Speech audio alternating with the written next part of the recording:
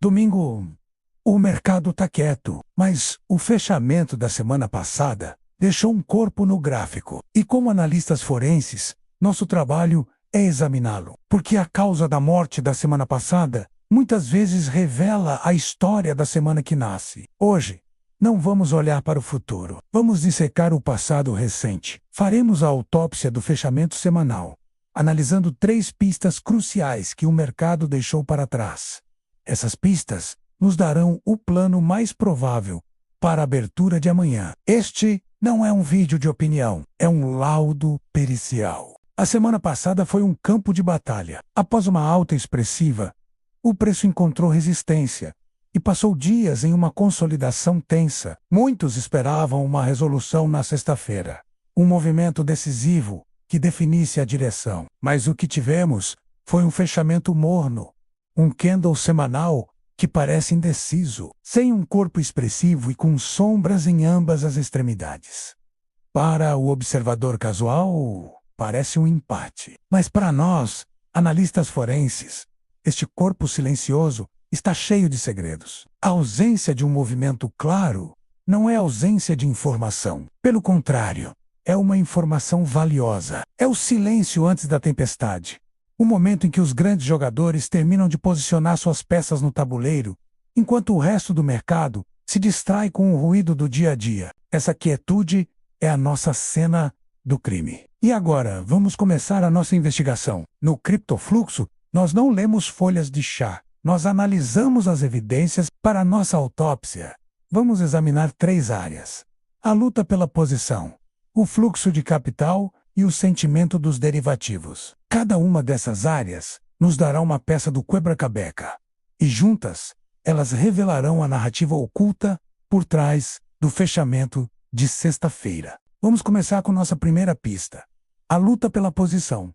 As impressões digitais deixadas no livro de ordens. Para isso, olhamos um dado fundamental: o preço realizado. Este não é o preço atual, mas o preço médio de aquisição de todas as moedas para um determinado grupo. Nós vamos comparar 2 grupos cruciais: as baleias, os detentores de longo prazo, e os investidores de curto prazo, que entraram no mercado recentemente. Imagine 2 linhas de energia no gráfico: uma azul, representando o preço médio das baleias, e uma amarela, representando o preço médio dos novatos.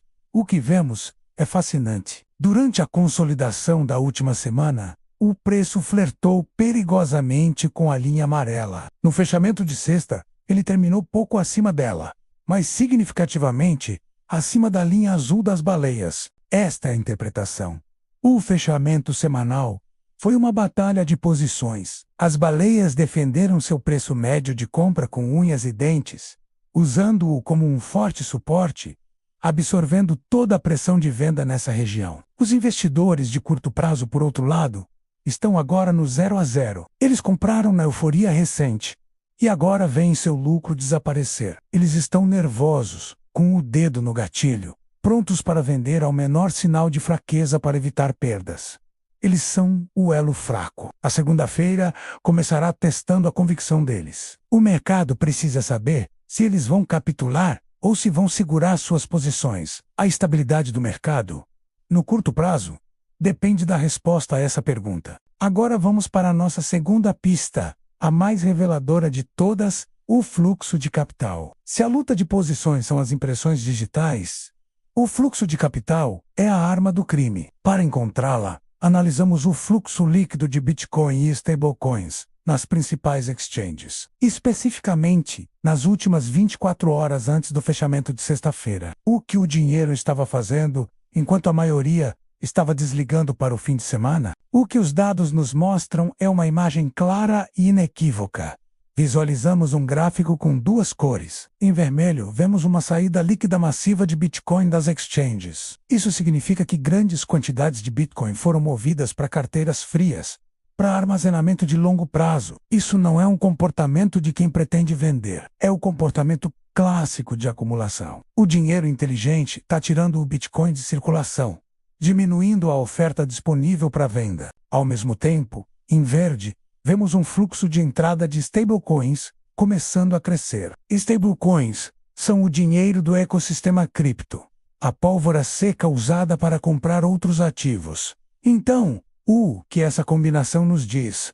O laudo é direto. O dinheiro inteligente está fazendo duas coisas simultaneamente. Primeiro, está guardando seu Bitcoin a 7 chaves, indicando confiança no longo prazo. Segundo, está carregando suas armas com munição nova. Eles não estão se preparando para vender na próxima queda. Eles estão se preparando para comprar mais em qualquer sinal de fraqueza, para absorver a oferta daqueles investidores nervosos que mencionamos na primeira pista. A arma do crime não foi disparada. Ela está sendo carregada e engatilhada. Isso nos leva à nossa terceira e última pista. O sentimento dos derivativos. Se o fluxo de capital foi a arma, a estrutura do mercado de opções nos dá o motivo. O motivo por trás do próximo movimento. Para isso, não olhamos para o preço, mas para a estrutura do Open Interest. Ou seja, o número total de contratos de opções em aberto, organizados por preço de exercício, ou strike, para as opções que vencem na próxima sexta-feira. O que encontramos aqui é a peça final do nosso quebra-cabeça. Visualizando essa estrutura, notamos uma concentração anormalmente grande de opções de compra, as calls, em um nível de preço específico, ligeiramente acima do preço atual. Isso cria o que chamamos de muralha de calls, ou imã de gama. Eis a interpretação.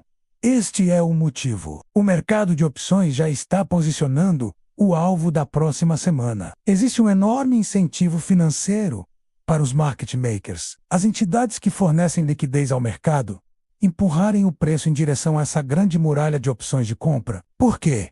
Porque à medida que o preço se aproxima desse nível, eles podem se proteger comprando o ativo no mercado à vista, o que cria um ciclo de feedback positivo, empurrando o preço ainda mais para cima, em direção ao ponto de máxima dor financeira para quem vendeu essas opções. O fechamento apático de sexta-feira, portanto, não foi um acidente. Ele preparou o terreno perfeitamente para que este nível de preço se tornasse o alvo mais provável e lucrativo para a semana que se inicia. O palco está montado. Com todas as pistas coletadas, é hora de apresentar nosso laudo final e o plano para a segunda-feira. O que a autópsia do fechamento semanal nos revelou? O laudo tá claro. Pista 1.